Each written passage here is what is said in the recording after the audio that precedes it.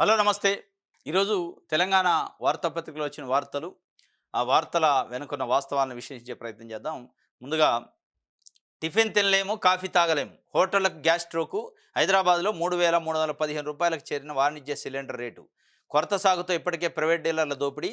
ఒక్కో సిలిండర్‌కు 5,000 వరకు వసూలు.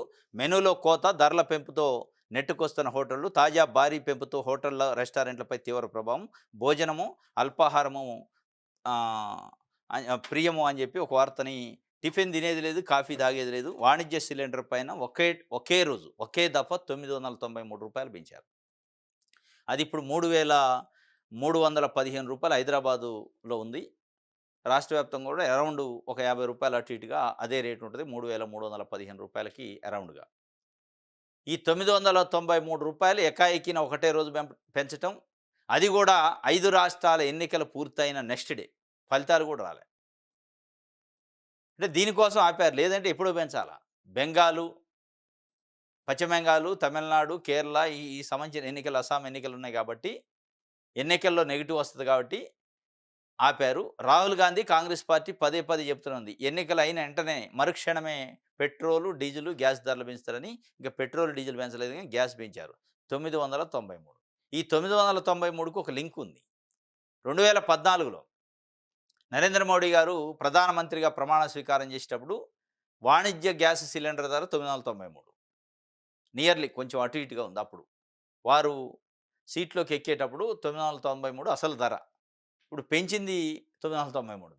ఇప్పుడు రూ. 3,315కి పోయింది. భారత్ వికాసం అంటారు.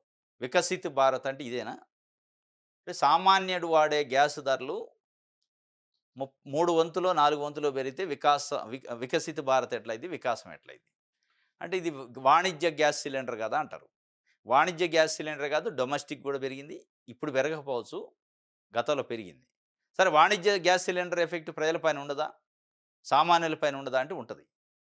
మరి వాణిజ్య అంటే ఏ ఎక్కడ ఆకాశంలో వాడతారా దాన్ని? భూమి మీదనే వాడతారు. హోటళ్ళు, రెస్టారెంట్లు, టిఫిన్ సెంటర్లు, రోడ్డు పక్కన చిన్న చిన్న డబ్బా కొట్లు పెట్టుకొని టిఫిన్ సెంటర్లు పెట్టేవాళ్ళు వాడతారు. ఇప్పుడు టిఫిన్ రూ. 30 ఉంటే అది 40 అయ్యిద్ది. ఇప్పుడు టిఫిన్ రూ. 50 ఉంటే అది 60, 70 అయ్యిద్ది. అంటే ఆ హోటల్ స్థాయిని బట్టి. అది ఎవరిపైన వసూలు చేయాలి మళ్ళా? రూ. 10, రూ. 20 పెంచింది మళ్ళా సామాన్య ప్రజలే. మళ్ళీ ఈ బ్లాక్ దందాట ఇందులో. రూ. 5,000 ఒక గ్యాస్ సిలిండర్ పెట్టి కొనుక్కోవాల్సిన పరిస్థితి. ఇదంతా అల్టిమేట్‌గా మళ్ళా ఎవరంటే బాధ్యులు బలయ్యేది ఎవరంటే బలిపశువులు ప్రజలే. అది డీమానిటైజేషన్ అయినా, ఇది నోట్ల రద్దు కార్యక్రమం అయినా, జీఎస్టీ ఏసినా, లేదంటే గ్యాస్ ధర పెంచినా, పెట్రోల్, డీజిల్ ధర పెంచినా, ఏది పెంచినా బలయ్యేది ప్రజలే. బడాబాబులకి ఏం కాదు. వాళ్ళకేముంటది పెద్ద ఇది ఫరక్కే కాదు. ఇది ఇంకొక 993 పెంచినా బడాబాబులకి సంబంధం లేదు. వాళ్ళకి ఇబ్బందే లేదు. కాబట్టి సామాన్య ప్రజలను దృష్టిలో పెట్టుకొని మోడీ ప్రభుత్వం పరిపాలన ఉందంటే సామాన్య ప్రజలు కాదు, రాజకీయాన్ని దృష్టిలో పెట్టుకొని ఉంది. రాజకీయాన్ని దృష్టిలో పెట్టుకొని ఉంది కాబట్టే ఎలక్షన్స్ అయ్యే వరకు నమ్మించారు. ఎలక్షన్స్ కాగానే పెంచారు. ఇదొక తంతు. ఇది ఒక వార్త. రైట్. కిరాణా షాపు, బడ్డీ కొట్టు ఎక్కడ పడితే అక్కడ ఉందట. ఎక్కడ పడితే అక్కడ ఫుల్ కిక్ వస్తుంది. ప్రతి పల్లె, ప్రతి వీధిలో బెల్ట్ షాపులు, విచ్చలవిడిగా మద్యం అమ్మకాలు. ప్రతి ఊళ్ళో బెల్ట్ షాపులున్నాయి. బడుందో లేదో గానీ బడ్డీ కొట్టు ఇవి పెట్టి అమ్ముతున్నారు. బడి, గుడి లేకుండా ఉన్న ఊర్లు కూడా ఉన్నాయి ఇప్పుడు. కానీ బెల్ట్ షాప్ లేని ఊరు లేదు. మందు దొరకదు, మద్యం దొరకదు అనే ఊరు ఎతుక్కున్నా దొరకదు. ఒకటో, రెండో ఏదైనా ఆదర్శమైన గ్రామాలు ఏదైనా ఉంటే తప్ప, అది మారుమూల తండా అయినా, మారుమూల గ్రామం అయినా, గిరిజన తండాలైనా ఎక్కడైనా మందు విచ్చలవిడిగా. డబ్బా కొట్లు, బడ్డీ కొట్లట, కిరాణా షాపులట, పాన్ షాపులు ఎక్కడ పడితే అక్కడ అమ్ముతున్నారు. ప్రభుత్వం టార్గెట్లు పెట్టి మరి ఈ నెల ఎంతొచ్చిందో ఆదాయం ఎక్సైజ్ శాఖ ద్వారా, మద్యం అమ్మకాల ద్వారా. నెక్స్ట్ మంత్ మళ్ళీ ఒక 100 కోట్లు పెరగాల అని టార్గెట్ పెట్టాక మరి ఈ పాన్ షాపులు, కిరాణా షాపులు, బడ్డీ కొట్లలో అమ్మకపోతే ఏం చేస్తారు? ఇది అది ఏ ప్రభుత్వం అన్నా, ఒక కాంగ్రెస్ ప్రభుత్వం అని కాదు. బీఆర్ఎస్ ఉన్న ఇదే పరిస్థితి, కాంగ్రెస్ ఉన్న పరిస్థితి, రేపు ఇంకో ప్రభుత్వం వచ్చినా కేవలం మద్యం పైన ఆధారపడే పరిపాలన చేస్తారు. మద్యం ఆదాయము, స్టాంప్స్ అండ్ రిజిస్ట్రేషన్ డిపార్ట్మెంట్ నుంచి వచ్చే ఆదాయం. ప్రధానంగా ఈ 2, తర్వాత జీఎస్టీ. ఈ 3 ఆదాయాల పైన ఆధారపడే ప్రభుత్వాలు నడుస్తున్నాయి. అప్పుల పైన ఆధారపడి. కాబట్టి ఈ పరిస్థితి. ప్రజలు పైసలు తీసుకొని ఓట్లేయటం ఎప్పుడు ఆపుతారో అప్పుడు ఈ రాజకీయాలలో ఈ మార్పులొస్తాయి. అప్పటి వరకు ఇవి ఉంటూనే ఉంటాయి. సమస్యలు ఉంటూనే ఉంటాయి. మనం మాట్లాడుకుంటూనే ఉంటాం. పేపర్లోళ్ళు రాస్తూనే ఉంటారు, టీవీలోళ్ళు మాట్లాడుతూనే ఉంటారు, సమస్యలు ఆడనే ఉంటాయి. రైతులకు ఇబ్బంది రాకుండా చర్యలు తీసుకోండి. తుమ్మల నాగేశ్వరరావు గారు రంగంలోకి దిగారు ఇప్పుడు. రైతులకట ఇబ్బంది జరగకుండా, రాకుండా చర్యలు తీసుకోండి. దేంట్ల? మొక్కజొన్న, జొన్న కొనుగోలు కేంద్రాల్లో రైతులకు ఇబ్బంది పడకుండా. ఇప్పుడు గుర్తొచ్చింది తుమ్మల నాగేశ్వరరావు గారికి. దాదాపు 40 రోజుల నుంచి రైతులు పడరాని పాట్లు పడుతున్నారు. గన్ని సంచులు లేవు, లారీలు లేవు, కాంటాలేసేవాళ్ళు లేరు. రకరకాల ఇబ్బందులతోని వాళ్ళ వాళ్ళ వాళ్ళ అరిగోస భగవంతుడికి ఎరికగా. ఇప్పుడు స్పందించారు తుమ్మల నాగేశ్వరరావు గారు. ఇప్పటికైనా గుర్తొచ్చింది ఇక సంతోషం. సరే స్పందించారు. స్పందన కేవలం పేపర్‌లో ఏదో నిన్న పేపర్‌లో వార్త వచ్చింది కాబట్టి దాని మీద స్పందించింది కాబట్టి అన్నట్టు కాకుండా మీరు మానిటర్ చేయండి. అవసరమైతే హెల్ప్ లైన్ సెంటర్ పెట్టండి. డెస్క్ పెట్టండి ఒకటి. Help desk. పెట్టి రైతుల సమస్యలను పరిష్కరించండి. కొన్ని వేల మంది కళ్ళాలలో మొక్కజొన్న గింజలు పోసుకొని, వడ్ల ధాన్యం పోసుకొని 1000 కళ్ళతో ఎదురు చూస్తున్నారు. ఏదైనా లారీ రాకపోద్దా మా ధాన్యం ఎత్తకపోతారా అని. అసలు ఎవరిని అడగాలి? ఎక్కడి నుంచి తేవాలి? తెలవని పరిస్థితి. దీంట్లో పెద్ద ఎత్తున డబ్బులు దందా, లారీలు యజమానులు, లారీ డ్రైవర్లు, లారీ కాంట్రాక్టర్లు, మధ్యలో దళారులు వేల రూపాయలు వసూలు చేస్తున్నారు ఒక్కొక్క లారీకి. రైతులు పాపం టెన్షన్‌లో తడిసిపోతాయేమో, వర్షాలు వస్తాయేమో, ఎంత అయితే అంత ఖర్చు గాని అని చెప్పి ఇచ్చే పరిస్థితి ఉంది. వీటన్నిటిని నివారించాలి. మీరేందో రైతులకి ఇబ్బందులు రాకుండా చర్యలు తీసుకోండి అని తుమ్మల నాగేశ్వరరావు గారు ఇప్పుడు చెప్తే, ఆ ఇబ్బందులు ఏమున్నాయి? ఆ ఇబ్బందులను ఎట్టా షార్ట్ ఔట్ చేస్తారో చేయాలి. ఇది ఒక గంట సమీక్ష కాకుండా దాని పైన మానిటర్ చేయాల.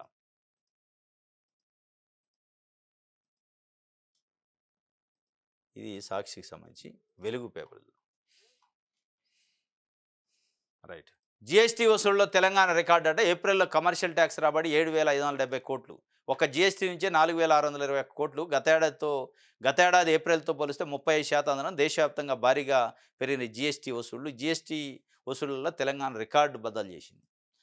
లాస్ట్ ఇయర్ 2025 ఏప్రిల్‌తోని పోలిస్తే ఈ ఏప్రిల్ వరకు వసూలైన దాంట్లో 35% వసూళ్లయినాయి జీఎస్టీ. కర్ణాటక టాపెస్ట్ స్టేట్ ఉంటే సెకండ్ మనదే ఉంది జీఎస్టీ వసూళ్లో. పక్కనే ఉన్న ఆంధ్రప్రదేశ్ రాష్ట్రంలో జీఎస్టీ వసూలు డమాలైనయి, తగ్గినాయి. గతం కంటే 2.7% ఆడ తగ్గితే ఇక్కడ గతం కంటే 35% పెరిగినాయి. అంటే ఒక రకంగా తెలంగాణ, కర్ణాటకతో పోలిస్తే ఆంధ్రప్రదేశ్ వెనకబడి ఉంది. ఏ పెట్టుబడిదారులు రావటం గానీ, బిజినెస్‌లు రన్ కావటం గానీ, పెట్టుబడులు పెట్టినోళ్ళు ఇక్కడ గ్రౌండింగ్ చేయటం గానీ, దాంట్లో తెలంగాణను, కర్ణాటక చాలా స్పీడప్‌లో ఉంది. అయితే అక్కడ కూడా విజనరీ అని ప్రచారం అయితే జరుగుతుంది. చంద్రబాబు నాయుడు గారు పార్టీ గానీ, వాళ్ళ కూటమి ప్రభుత్వం గానీ పదే పదే వికాసం వైపు దూసుకొని పోతుంది. బుల్లెట్ ట్రైన్ వేగంతో రాష్ట్రం దూసుకుపోతుంది అంటున్నారు. మరి అది దూసకపోతే మీరు తెచ్చిన లక్షల కోట్ల పెట్టుబడులు నిజంగానే గ్రౌండింగ్ అయితే కంపెనీలు ఏర్పడితే అక్కడ నుంచి ట్యాక్సులు రావాలి జీఎస్టీ పేరుతో. ఏది మరి? లేదు. అంటే జరిగే ప్రచారానికి, చేసే పనికి తేడా ఉందనేది అర్థమవుతుంది. ఇక్కడైతే జీఎస్టీ పెరిగింది.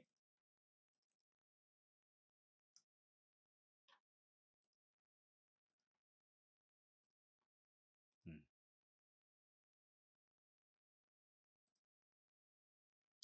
ఓఆర్ఆర్‌పై ప్రమాదమా? 6గురు మృతి. శంషాబాద్ వద్ద ఆగి ఉన్న లారీని ఢీకొట్టిన కారు. మృతుల్లో 3 చిన్నారులట పాపం. అందరూ సిరిసిల్ల వాసులే. ఒకే కుటుంబానికి చెందినవారు. దైవ దర్శనానికి వెళ్లి వస్తుండగా విషాదం. రోజంతా ప్రయాణం. ఎండవేడితో డ్రైవింగ్ చేస్తున్న వ్యక్తి నిద్రపోవడమే యాక్సిడెంట్‌కి కారణం. ఆగి ఉన్న లారీని గుద్దారట. కన్ను మలిగి ఉంటది. 6గురు మృతి. దైవ దర్శనానికి వెళ్లి వస్తున్నారట. అంతా సిరిసిల్లే. వాళ్ళంతా ఒకటే కుటుంబం పాపం. నిన్న ఓఆర్ఆర్ పైన జరిగింది. ఎందుకంటే ఈ మధ్య కాలంలో ఎక్కువ జరుగుతుంది ఓఆర్ఆర్ పైన. నైట్‌లో, పగలు తేడా లేకుండా అసలు ఆగి ఉన్న లారీలకి డాష్ ఇచ్చి చనిపోవడం ఒకటైతే, అసలు సరే ఆయన నిద్ర వచ్చిందా? మత్తులో ఉండా? కాస్త బాగా జర్నీ ఎక్కువ చేసిండు కాబట్టి టైర్డ్ అయ్యిండా అనేది పక్కన పెడితే, ఇప్పుడు ఓఆర్ఆర్‌కి సంబంధించిన యాజమాన్యం గాని, ఓఆర్ఆర్‌ని మేనేజ్ చేసి సూపర్వైజ్ చేసే యంత్రాంగం ఏం చేస్తున్నట్టు? లారీలు, వెహికల్స్ ఎక్కడంటే అక్కడ ఆపి ఇట్లాంటివి చేస్తే, దాని వెనక వచ్చేవాళ్ళు ఓవర్ స్పీడ్‌లో వస్తా ఉంటారు. తగులుతది, ప్రాణాలు పోయాయి. దీనికి ఒక రకంగా బాధ్యులు ఓఆర్ఆర్‌ని మేనేజ్ చేస్తున్న ఓఆర్ఆర్ యంత్రాంగం. లారీలు ఎక్కడ ఆపొద్దు. అంత స్పీడ్‌లో పోయే రోడ్‌లో లారీలు సైడ్‌కి ఆపితే వాళ్ళ మార్జిన్‌లో వస్తా ఉంటారు. వీళ్ళు అక్కడ ఆపి ఉంటది. గుద్దేస్తారు. లారీలు ఆపటానికి, వెహికల్స్ ఆపటానికి ఒక ఒక స్పెసిఫిక్ ప్లేస్ ఉంటది. ఆ ప్లేస్‌లో ఆపితే తప్ప మిగతా దగ్గర ఆపకుండా ఎప్పటికప్పుడు పెట్రోలింగ్ వెహికల్స్ తిరుగుతా ఉండాలి. ఓఆర్ఆర్‌కి సంబంధించి మన హైవేల పైన కూడా పెట్రోలింగ్ వెహికల్స్ తిరుగుతాయి. అటువంటి లారీలు రోడ్ల పైన ఆపినా, ఏదైనా ఉన్నా లేదంటే ఖరాబయ్యి మరమ్మతు కోసం అక్కడ ఉన్న దాన్ని తీసి పక్కకు పెట్టిస్తుంటారు. అటువంటిది పట్టపగలు నడి రోడ్డు పైన ఉంటే మరి వీళ్ళు ఏం చేస్తారంటే ఈ పెట్రోలింగ్ వెహికల్ వాళ్ళ నిర్లక్ష్యం వల్ల ఈరోజు 6 ప్రాణాలు గాలిలో కలిసిపోయినాయి. ఇప్పటికైనా ఇట్లాంటిది జరిగింది కదా! మరి దీనిపైన చర్యలు ఉంటాయంటే ఉండవు. ఇప్పుడు ఇమ్మీడియేట్‌గా దీనిపైన ఆ ఓఆర్ఆర్‌కి సంబంధించిన యంత్రాంగం అఫీషియల్సు సంబంధిత వ్యక్తులపైన చర్యలు తీసుకొని అవసరమైతే కేసులు పెడితే భవిష్యత్తులో ఇటువంటివి జరగకుండా ఉంటాయి. ఇది జరిగిందా 2 రోజులు వార్తలొస్తాయి మర్చిపోతారు. మళ్ళా ఎక్కడో ఒక దగ్గర ఒక వెహికలో డీసీఎమ్మో, లారీనో ఆపుతారు. దానికి పోయి ఇంకొకళ్ళు గుద్దుకునే పరిస్థితి జరుగుతుంది. ఇది నిన్న సిరిసిల్లకు సంబంధించి కుటుంబం మొత్తం మృతి చెందింది. ఇప్పటికైనా ప్రభుత్వం దీనిపైన సీరియస్ యాక్షన్ తీసుకోవాలి. అటువంటి ఓఆర్ఆర్ పైన వెహికల్స్ ఆపకుండా ఆపినోళ్ళ పైన అవసరమైతే గట్టిగా ఫైన్ ఏయటమో, సీజ్ చేయటమో వెహికల్ చేస్తే భయపడతారు. రైట్. మన తెలంగాణలో. ఉద్యోగులకు అండట సమ్మె కాలానికి వేతనం 100 రోజులలో 1000 కోట్లు. కార్మికులపై నమోదైన కేసుల ఎత్తివేత పీఆర్సీపై ప్రభుత్వం నిర్ణయం తీసుకుంటుంది. ఆర్టీసీ సమస్యలు 100% పరిష్కరిస్తాం. కార్మిక సంఘాల నేతలతో ముఖ్యమంత్రి రేవంత్ రెడ్డి గారు చెప్పిండు. సమ్మె కాలానికి వేతనం ఉద్యోగులకి మద్దతా ఏంది ఆ ఉద్యోగులకు అండ. ఎందుకు ఇది ఈరోజు వార్త వచ్చిందంటే నిన్న ప్రపంచ కార్మిక దినోత్సవం. ప్రపంచ కార్మిక దినోత్సవం సందర్భంగా ఆర్టీసీ కార్మిక సంఘాల నాయకులు వెళ్తే నేను అండగా ఉంటా. పీఆర్సీ ప్రకటిస్తాం. ఎప్పుడు అంటే దానికి టైం ఉండదు ఇక. పీఆర్సీ ఏమంటుండు ఆర్టీసీ అదే పీఆర్సీపై ప్రభుత్వం నిర్ణయం తీసుకుంటుంది. ఎప్పుడు తీసుకుంటుంది? అది కావాలా. అది చెప్పరు. వీళ్ళు పోయి శాల్వాలు కప్పుతారు, బొకేలు ఇస్తారు. వారు ఏదో చెప్తారు. అది పేపర్‌లో బ్యానర్ ఐటెమ్ వస్తది. కానీ సమస్య అట్లే ఉంటది. పీఆర్సీ అట్లే ఉంటది. ప్రకటించరు. నిర్ణయం తీసుకోరు. విలీనం కాదు. కార్మిక సంఘాలకు ఎన్నికలు జరగవు. ఇయన్నీ షరామామూలు తతంగం ఉంటూనే ఉంటది. ఇటు ఉద్యోగ సంఘాలు అంటే గవర్నమెంట్ ఎంప్లాయీస్ యూనియన్స్ లీడర్లు కూడా ఇట్లే ఎళ్లి కలుస్తారు. బొకేలు ఇస్తారు. శాల్వాలు కప్పుతారు. వారేది చెప్తారు. అదే బయటకొచ్చి చాలా అద్భుతమైన సహకారం ఉంది. ప్రభుత్వం చెప్పింది చేస్తానని ముఖ్యమంత్రి గారు హామీ ఇచ్చారు అంటారు. హామీ ఇస్తారు. హామీ ప్రతి ప్రభుత్వం ఇస్తది. అమలు చేసేది ఎప్పుడు అనేది పాయింట్. ఆ అమలు గురించి చెప్పట్లేదు. 100 రోజుల్లో 1000 కోట్లు ఇస్తారట. ఎప్పుడిస్తారు? ఎట్లిస్తారు? దేనికోసం ఇస్తారు?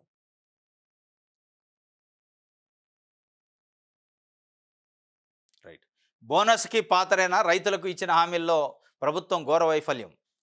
పత్తి, మొక్కజొన్నకు ఎంఎస్‌పీ ఇవ్వడం లేదు. అకాల వర్షాల రైతులకు చాలీచాలన పరిహారం. తక్షణమే రైతు సమస్యలు పరిష్కరించండి. సీఎం రేవంత్ రెడ్డికి కేంద్ర మంత్రి బండి సంజయ్ బహిరంగ లేఖట.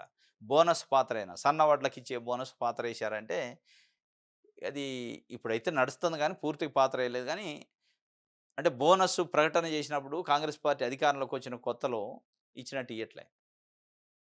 చాలా సాఫీగా జరగట్లే. నిదానంగా ఇద్దామా? ఇయ్యొద్దా? ఎగ్గొడదామా? అనే పద్ధతిలో అయితే బోనస్ విషయంలో జరుగుతుంది. రైట్. త్వరలో పెట్రోల్ మంటలట. లీటర్ పెట్రోల్‌కి ₹4-5 వరకు పెరిగే ఛాన్సు. వంట గ్యాసు సిలిండర్ ధర ₹40-50 వరకు పెరిగే ఛాన్సు. వారంలో నిర్ణయం. ఖతం అయిపాయే. ఇప్పుడు జనం పైన గ్యాస్ బండ నిన్నేశారు. వాణిజ్య గ్యాస్ సిలిండర్‌కి. రేపో మాపో డొమెస్టిక్ అంటే ఇళ్లల్లో వాడే గ్యాస్ సిలిండర్‌కి ₹40-50 వడ్డన అదే గాక పెట్రోల్, డీజిల్ పైన ₹4-5 ఒక లీటర్‌కి పెరిగే అవకాశం ఉందట.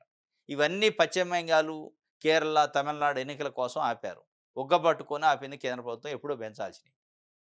ఇప్పుడు పెంచుతారు. పెంచుకుంటూ పోతా మళ్ళీ ఎలక్షన్ ఏదన్నా ఒక 2 రాష్ట్రాల్లో అనౌన్స్ చేయాలంటే ఒక ₹2 తగ్గిస్తారు. ఖతం. మేమొచ్చినాం, తగ్గించినాం చూసారా పెట్రోల్, డీజిల్ అంటే జనాలు ఓట్లేయాలి. ఇది తతంగం. త్వరలో పెట్రోల్ మంటలైతే చూడాలంటే ఇప్పుడు గ్యాస్ మంటలు చూసినాం. మళ్ళీ పెట్రోల్, గ్యాస్ మంటలు చూడాల్సిన పరిస్థితి.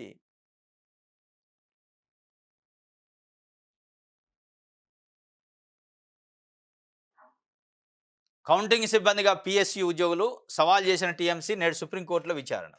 ఎలక్షన్ కమిషన్ ఆఫ్ ఇండియా వ్యవహార శైలి, ఎలక్షన్ కమిషన్ ఆఫ్ ఇండియా వ్యవహరిస్తున్న తీరు చూస్తుంటే చాలా అనుమానాలు వస్తాయి. ప్రజలకి దేశంలో 140 కోట్ల మంది ప్రజల్లో చాలామంది దీనిపైన ఇప్పటికే డిబేటు, మేధావులు చాలా అభ్యంతరాలు, అనుమానాలు ఉన్నాయి. అనుమానాలను ఇంకెక్కువ చేసే విధంగా బిహేవ్ చేస్తున్నట్టు అనిపిస్తుంది election commission of India.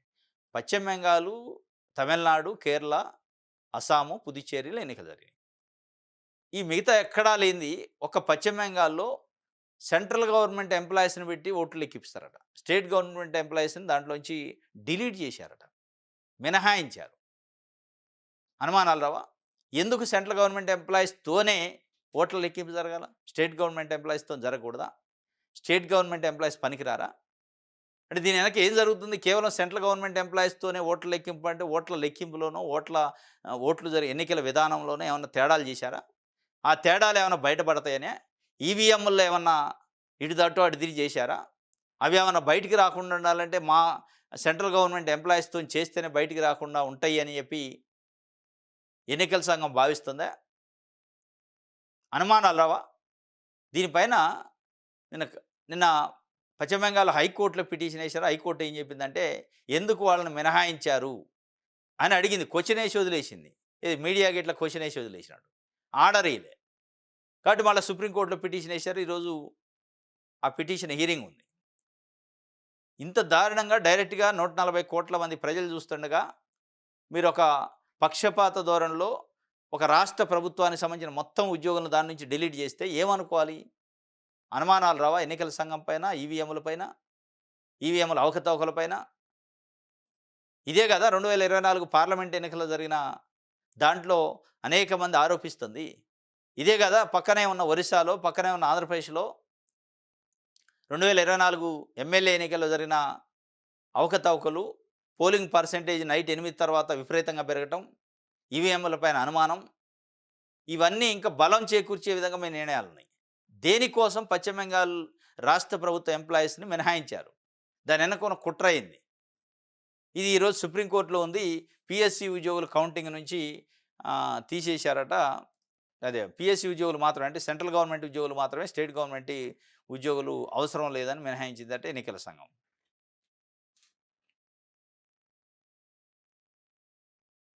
Right. ఇది ఒక వార్త. దిశ పేపర్ చూద్దాం. మా ఆదేశాలు పాటించారా? పెండింగ్ చలాన్ల పేరుతో వాహనాలు ఎందుకు సీజ్ చేస్తున్నారు? హైకోర్టు ఆగ్రహం. వివరణ ఇవ్వాలని డీజీపీ హోమ్ సెక్రటరీకి నోటీసులు. పెండింగ్ చలాన్ల పేరుతో వాహనాలను ఆపి సీజ్ చేయొద్దని గతంలో హైకోర్టు చాలా స్పష్టమైన ఆదేశాలు ఇచ్చింది. అయినా మళ్ళీ అదే పద్ధతి. ట్రాఫిక్ పోలీసులు ఆపటం, బండిని పోలీస్ స్టేషన్‌కి తీసుకెళ్ళటం, మళ్ళీ అది రిలీజ్ చేయడానికి నానా తంటాలు పడాలి, చలాన్లు మొత్తం క్లియర్ చేయాలి, మళ్ళీ పొలిటికల్ ఫైర్ ఇంకోళ్ళు ఆయన పట్టుకొని పోవాలి, ఇవన్నీ ఉంటుంది. ఇది వద్దు అని చెప్పి హైకోర్టు ఆల్రెడీ చెప్పింది.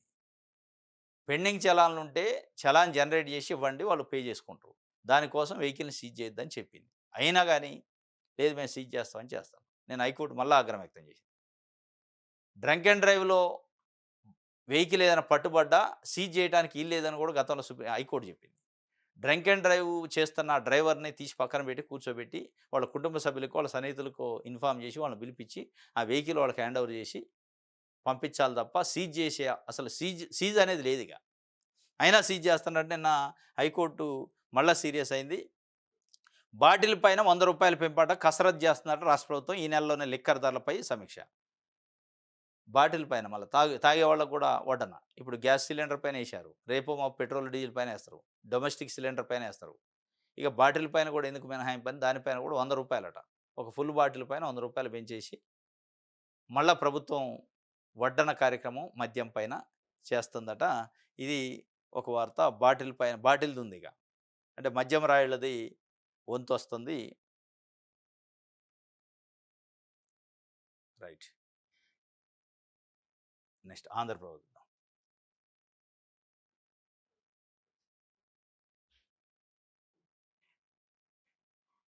రైట్.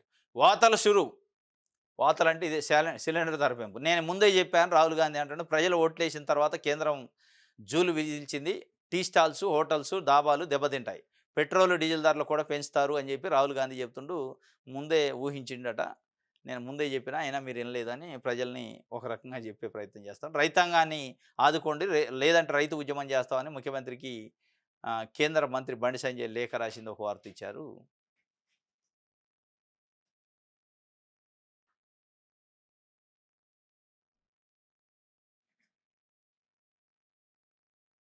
టీఆర్ఎస్‌లోకి మాజీ మంత్రి అట. టీఆర్ఎస్ అంటే కవిత గారు పెట్టిన పార్టీ. తెలంగాణ రక్షణ సేన ఏదో ఉంది కదా! దాంట్లో తెలంగాణ రక్షణ సేన. మరి అది ఉంటదా? ఇంకా అభ్యంతరాలు ఏదో ఉన్నాయట. మాజీ మంత్రి బోడ జనార్దన్ తెలంగాణ రక్షణ సేనలో చేరనున్నారు. శుక్రవారం బంజారాహిల్స్‌లోని టీఆర్ఎస్ కార్యాలయంలో పార్టీ అధ్యక్షురాలు కవితను మర్యాదపూర్వకంగా కలిశారు. త్వరలోనే తన అనుచరులతో కలిసి టీఆర్ఎస్‌లో చేరతానని తెలిపారు. సింగరేణి బొగ్గు గనుల ప్రాంతంలో టీఆర్ఎస్‌ను బలోపేతం చేసేందుకు తన వంతుగా కృషి చేస్తానని పేర్కొన్నారు. బోడ జనార్దన్ ప్రస్తుతం మంచిర్యాల జిల్లా చెన్నూరు శాసనసభ నియోజకవర్గం నుంచి తెలుగుదేశం పార్టీ అభ్యర్థిగా వరుసగా 4 సార్లు ఎమ్మెల్యే గెలిచారు. ఇప్పుడు మంచిర్యాల జిల్లా చెన్నూరు శాసనసభ ఇప్పుడు ఎస్సీ అయింది అది. గతంలో ఓపెన్ ఉన్నప్పుడు ఆయన 4 సార్లు టీడీపీ నుంచి ఎమ్మెల్యేగా ఉండు ఎన్టీ రామారావు ప్రభుత్వంలో కార్మిక శాఖ మంత్రి కూడా పనిచేసిండు. ఆయన వచ్చి మాజీ మంత్రి కవిత గారి పార్టీలో జాయిన్ అవుతున్నట్టంట. అధ్యక్షురాలిని కలిసిండట. అసలు ఆ కవిత గారి పార్టీ లాంచింగ్ అయింది 25 ఏప్రిల్. ఆ పార్టీకి అధ్యక్షురాలు ఎవరు అనేది ఇంకా క్లారిటీ లేదు. ఆమె సెల్ఫ్ ప్రెసిడెంట్ ప్రకటన చేసుకున్నారో తెలవదు. అధ్యక్షురాలు గాని, రాష్ట్ర కమిటీ గాని ఇంకా ఏం ఫామ్ కానట్టుంది. పదే పదే సబ్బండ వర్గాల కోసం పార్టీ అంటున్నారు. బీసీల అభ్యున్నతి కోసం, బీసీల కోసమే బలహీన వర్గాల పార్టీ మాదంటున్నారు. మరి బలహీన వర్గాల పార్టీలో కవిత అధ్యక్షురాలుగా ఉండకూడదుగా. ఒక బలహీన వర్గాల నాయకురాలను తీసుకొచ్చి అధ్యక్షురాలిని చేయాల. మహిళని చేసినా పర్లే. ఒక బీసీ మహిళని అధ్యక్షురాలు చేసి, బీసీ మహిళే మా పార్టీ గెలిస్తే ముఖ్యమంత్రి అని అనౌన్స్ చేస్తే, మీరు చెబుతున్న సబ్బండ వర్గాల కథ, మీరు చెబుతున్న బీసీ వర్గాల కథ, ఎస్సీ వర్గాల కథ, బలహీన వర్గాల కథ నమ్ముతారు. లేదంటే ఇది కథలుగా మిగిలింది. ఎందుకంటే మీ ఫ్యామిలీకి ఒక హిస్టరీ ఉంది. కేసీఆర్ తెలంగాణ ఉద్యమ సమయంలో దళితులకే ముఖ్యమంత్రి అన్నాడు. అది ఎడిపోయిందో తెలవదు. మళ్ళా మీరొచ్చి బీసీలు జపం చేస్తున్నారు. ఆ జపం చేసే ముందు అసలు మీరు ఒక క్లారిటీ ఉండండి. మా పార్టీ అధ్యక్షురాలు, మా పార్టీ అధ్యక్షుడు బీసీనే ఉంటాడు. మా పార్టీ గెలిస్తే బీసీఏ ముఖ్యమంత్రి అని అనౌన్స్ చేయండి. అసలు బీసీఏ ముఖ్యమంత్రి కావాలంటే ముందుగా అధ్యక్షుడు ముఖ్యమంత్రి కావాలి కదా! అదే అధ్యక్షుడు బీసీని చేయాలి కదా! కేసీఆర్ అప్పుడు అదే చెప్పిండు. కానీ అప్పుడు ఎవరు ప్రశ్నించలే. ముందు నీ అధ్యక్ష పార్టీ పదవిని త్యాగం చేయి బీసీలకి, ఎస్సీలకి అని చెప్పలే. ఇప్పుడు మిమ్మల్ని అడుగుతారు గ్యారంటీగా. బోడ జనార్దన్ అయితే జాయిన్ అవుతారట మాజీ మంత్రి. ఇది ఈరోజు న్యూస్ అనాలిసిస్. రేపు తాజా వార్తలతో తిరిగి కలుసుకుందాం. Thank you.